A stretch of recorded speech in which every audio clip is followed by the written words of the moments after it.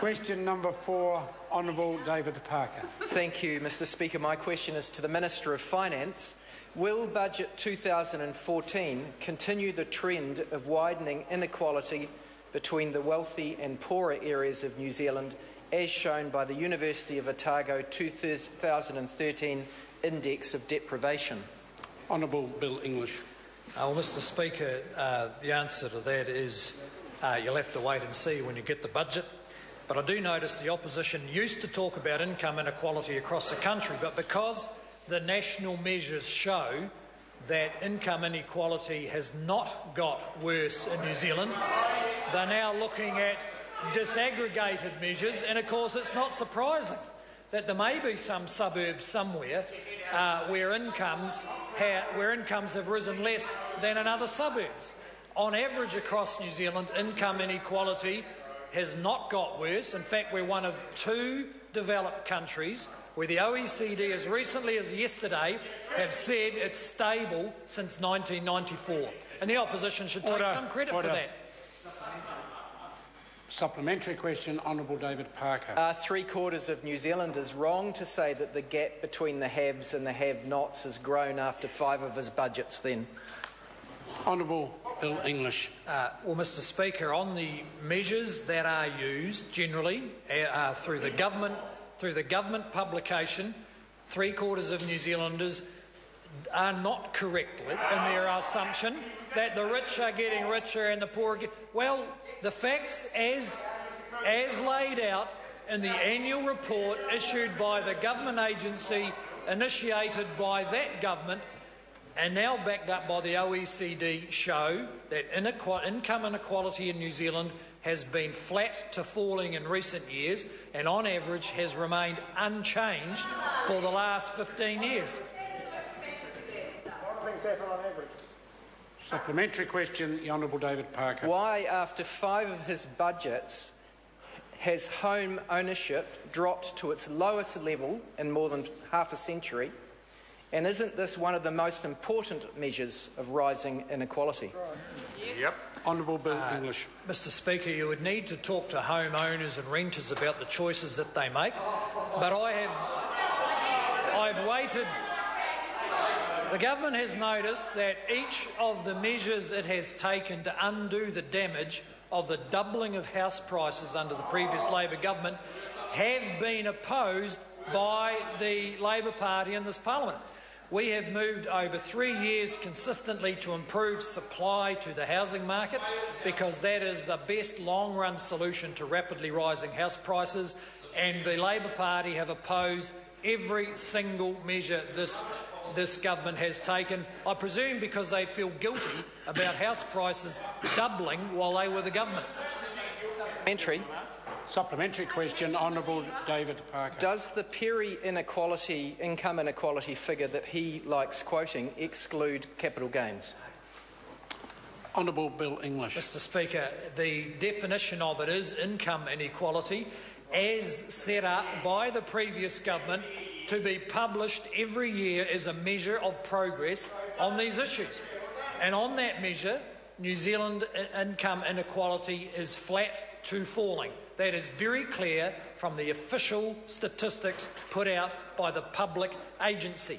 Because the opposition don't like that measure, they've now tried to move to others, such as wealth. And I agree with the member, the housing market can be a driver of wealth inequality, and so the opposition should be supporting the government's measures, which are thorough and assertive, to change the dynamics of the housing market where we can influence them. A point of order, the Honourable David. That was a long and interesting answer, but my question was very specific and asked whether that measure included capital gains, and that has not been addressed. It's true. Well, it's a marginal call, to be honest, so I think it probably was addressed, and the Minister talked about income and then talked about the creation of wealth. So I suspect, on that occasion, the Minister has addressed the question to my satisfaction, maybe not to the member, and I accept that. He can ask further supplementaries. Point of order, Honourable David Parker. I seek leave to table the Perry report definition of income, which shows, and the data sets that show that it excludes capital gains. Leave is sought to table that particular document. Is there any objection? There is none. It can be tabled. Supplementary question, Louise Upston. Thank you, Mr Speaker. My question is to the Minister of Finance and asks, according to the Salvation Army in 2008, what direction were social measures heading, and what does this say about fiscal management? Mr Speaker. Order. No, I have a point of order. Right, Robertson. I may have missed the very first words of the question, but the Finance Minister isn't responsible for what happened in 2008. He wasn't the Minister. We're not allowed to ask him about things that he did in 2008. No, just because he wasn't the Minister doesn't make him... He has no responsibility for reports that were tabled about that time or published about that time. The difficulty I have is I couldn't hear the question because of the noise coming from both sides of the House. I asked Louise Upston to repeat the question. A question to the Minister of Finance. According to the Salvation Army in 2008, what direction were social measures heading, and what does this say about fiscal management? Honourable Bill English. Well, Mr Speaker, when I became Minister of Finance in 2008, one of the first things I did was get out the Salvation Army report on social progress. And it was a frank report.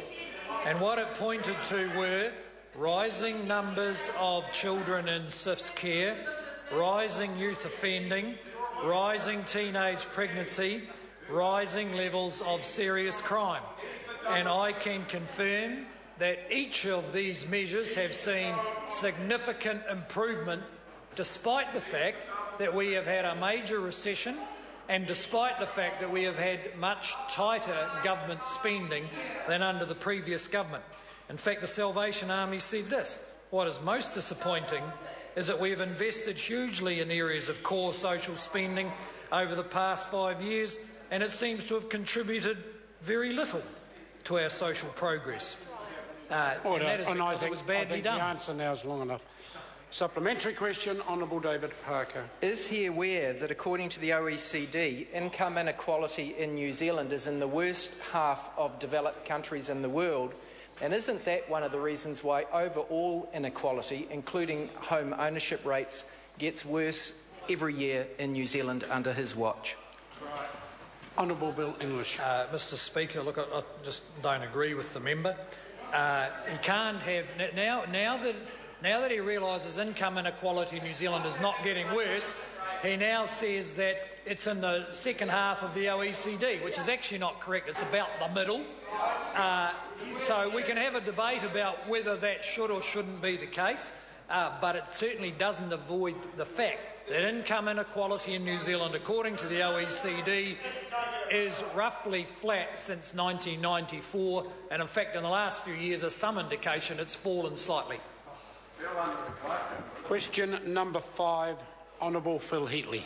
Thank you, Mr Speaker. My question is to the Minister for Social Development and asks,